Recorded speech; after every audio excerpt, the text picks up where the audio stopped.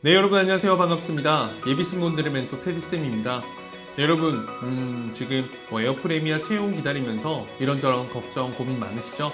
우선 제가 동기부여는 아니고 오늘 가벼운 여러 가지 뉴스를 좀 다루려고 하는데, 우선은 일단 여러분들 에어프레미아 관련된 기업 분석 영상 제가 꾸준히 올리고 있으니까 거기서 여러분들 미루지 마시고 지금 미리미리 여러분들 열심히 해두시면 여러분들의 결국 피가 되고 살이 되는 좋은 이 실력이 될 테니까, 여러분들 조금 시간이 없다라는 핑계보다 시간을 만들어서 하는 그런 정성과 노력을 보여주시면 감사할 것 같습니다. 구독과 좋아요도 부탁해.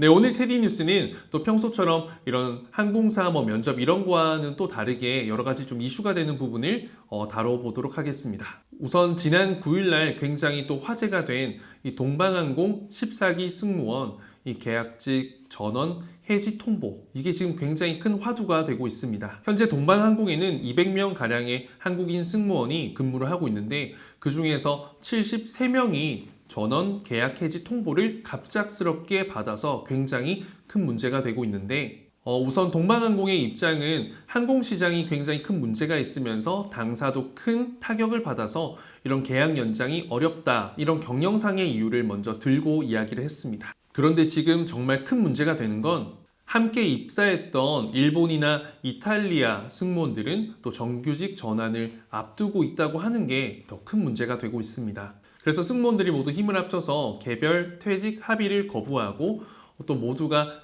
회사 사측을 상대로 이런 소송을 진행한다고 합니다. 우선은 그 변호사, 이 담당 변호사의 이야기에 따르자면 한국 지사는 기존의 본사와는 다르게 운영이 된다고 합니다. 그래서 한국 법이 적용된다고 하는데, 사업주가 여러 차례에 걸쳐서 이런 정규직 전환에 대한 이런 신뢰를 줬기 때문에 이러한 부분은 부당 해고가 될 수 있다라고 합니다. 즉 근로기준법상 정당한 해고가 아니라는 거죠. 그런데 이 사건의 가장 시초로 돌아가 보면 직장인들 사이에서 이 익명으로 글을 자유롭게 올리는 이 블라인드 앱에서부터 시작이 됐습니다. 저도 이렇게 동방항공 승무원들이 회사에 조금 불만을 가지고 있다는 점, 그리고 조금 회사 사정이 어렵다는 점은 또 근무하고 있는 학생을 통해서 또 지인을 통해서도 익히 들어왔었습니다. 실제로 회사 사정이 어렵다는 이유로 레이오버를 하게 되면 중국 상해에서 이렇게 호텔 방이 나오는데 1인 1실이 아닌 언젠가부터 2인 1실, 때로는 3인 1실까지 이용을 했다라는 이야기를 듣기도 했고요. 그리고 무엇보다 갑작스럽게 방이 바뀌어서 짐을 옮기는 등 정말 좀 난감한 상황들이 많이 연출됐다고 합니다. 그리고 무엇보다 이 사내에서도 우리 한국인 승무원들에 대한 차별이 조금은 있었다라고 하는 게 사실 저도 이런 이야기를 들으면서도 조금 속상했던 기억이 있습니다. 하지만 또 큰 문제가 된 건, 이 창사 이래 한국인 승무원들이 후베이성 쪽에 그리고 우한 쪽에 비행을 가본 적이 없는데, 이번 코로나 사태가 터지면서 한국인 승무원들이 갑작스럽게 투입이 되었다라는 부분이 또 굉장히 블라인드에서 핫했습니다. 우선 중국 인민망에 따르면 5일 기준으로 한국인 승무원이 10차례 정도 우한에 배치된 적은 있지만 일정 기간 이후에는 추가로 배치하지 않았다라고 정확하게 보도를 했다고 합니다. 물론 회사 사정에 따라서 그러한 결정을 할 수는 있지만, 우선은 한국인 승무원에 대한 조금은 차별적인 대우가 있었기 때문에 이런 부분을 충분히 불만으로 가질 수 있고, 사실 이러한 부분에 대해서 표현을 하는 건 충분히 자유가 있다고 생각합니다. 그리고 또 회사의 사정도 충분히 이해가 되지만, 아무래도 갑작스럽게 정규직 전환 3일 전 이렇게 정말 갑작스럽게 통보를 한다는 건, 그것도 일방적으로 말이죠. 그랬을 때 해당 회사에서 정말 열심히 근무하고 회사만을 믿었던 그런 직원들은 정말 어디 가서 하소연하고 또 어디 가서 앞으로 비행을 해야 할지 굉장히 그런 상황을 생각하면 저도 뭔가 굉장히 마음이 아팠던 건 사실입니다.